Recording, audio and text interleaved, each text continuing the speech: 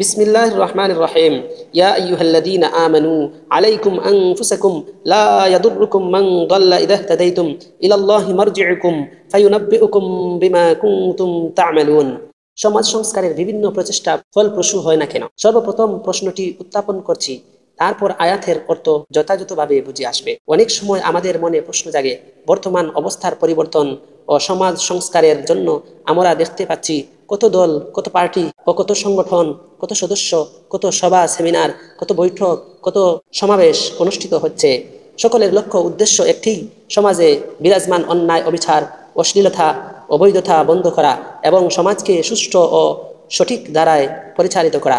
এই লক্ষ্য উদ্দেশ্যকে বাস্তবায়ন করতে গিয়ে বড় বড় মুখরোচক স্লোগান ও দাবি প্রত্যেকের মুখেই শোনা যায়। যেসব দল ও সংগঠন এ কাজে নিয়োজিত, তাদের সংখ্যা হিসাব কষলে দেখা যাবে কয়েক হাজার ছাড়িয়ে গেছে। তবে ব্যাপকভাবে সমাজে বর্তমান অবস্থা ও পরিস্থিতির প্রতি দৃষ্টি ঘুরালে এবং বাস্তব জীবনকে একটু কাছ থেকে পর্যবেক্ষণ করলে অনুভূত হয় সমাজ সংস্কারের সকল প্রচেষ্টা একদিকে এবং সকল পাপাচারের সয়লাভ আরেকদিকে। সমাজে এ সংস্কার প্রতিক্রিয়ার কোনো প্রভাব দৃষ্টিগোচর হয় না, বরং মনে হয় এই কিস্তি বাঁকা পথেই চলছে। অগ্রগতি কেবল অনিষ্ট, হাতে গোনা দু একটি উদাহরণ হয়তো ব্যতিক্রম হতে পারে, তবে সমষ্টিগতভাবে সমাজে বিশেষ কোনো পরিবর্তন দেখা যাচ্ছে না। এর কারণ কি? উক্ত প্রশ্নের উত্তর আল্লাহ তাআলা এ আয়াতের মধ্যেই দিয়েছেন। সাথে সাথে আমাদের একটি রোগ চিহ্নিত করেছেন। এটি এমন একটি আয়াত যার অন্তর্নিহিত অর্থ, ব্যাখ্যা ও তাৎপর্য সম্পর্কে আমরা অধিকাংশই উদাসীন।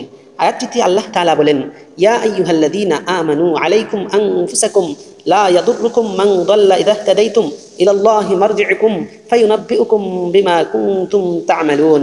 হে মুমিনগণ, তোমাদের দায়িত্ব তোমাদেরই উপর। তোমরা যদি সৎ পথে পরিচালিত হও, তাহলে যে পথভ্রষ্ট হয়েছে তার পথভ্রষ্টতা তোমাদের কোনো অনিষ্ট করতে পারবে না। আল্লাহ তাআলার দিকেই তোমাদের সকলের প্রত্যাবর্তন। এরপর তিনি তোমাদের কৃতকর্ম সম্পর্কে অবহিত করবেন। উক্ত আয়াত আমাদের মৌলিক একটি বেদি চিহ্নিত করেছে। তা হলো, সমাজ সংস্কারের সকল প্রয়াস ফলপ্রসূ না হওয়ার কারণ হলো প্রত্যেকেই সংস্কারের পতাকা হাতে নিতে চায়। সংশোধনটা যেন অপরের থেকে শুরু হোক, অপরকে আহ্বান করে দাওয়াত দেয়, অপরের কাছে সংস্কারের বাণী শোনায়, কিন্তু নিজ অবস্থার পরিবর্তন সাধনে সম্পূর্ণ উদাসীনতা দেখায়। আজ আমরা যদি নিজেদের অবস্থা তলিয়ে দেখি, তাহলে দেখতে পারবো বিভিন্ন সভা সেমিনারে আমাদের কর্মপন্থা হলো আমরা সমাজের মন্দ বিষয়গুলোর সমালোচনা করে তৃপ্তির ঢেকুর তুলি, বলি সকলেই তো এমন করছে, মানুষের এ দুর্দশা, সমাজ এত নষ্ট হয়ে গেছে, অমুককে আমি এমন করতে দেখেছি। এই গুণে ধরা সমাজে সবচেয়ে বড় সহজ কাজ হলো অন্যের ওপর অভিযোগ আরোপ করা, অন্যের সমালোচনা বা দুশ্চর্চা করা। লোকেরা এমন রয়েছে, লোকেরা এমন করছে, সমাজে আজ এরূপ হচ্ছে, ইত্যাদি। আমাদের কোনো সভা সেমিনারই মনে হয় এ ধরনের আলোচনা থেকে নিষ্কৃতি পায় না, কিন্তু কখনো নিজের অবস্থা খতিয়ে দেখার ফুরসত পাই না। কত পরিবর্তন ঘটেছে আমার মধ্যে, কত করুণ হয়েছে আমার অবস্থা, কত ভুল ভ্রান্তি শিকার আমি নিজে, কত সংস্কার আমার নিজের মধ্যে প্রয়োজন।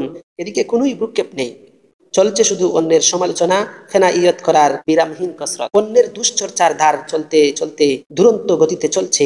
ফলে সকল আলোচনা পর্যালোচনা পরিণত হচ্ছে সভা সেমিনারের শুভা ও স্বাদ গ্রহণের জন্য সমাজ সংস্কারের প্রকৃত ধারার প্রতি একদমও অগ্রসর হচ্ছে না।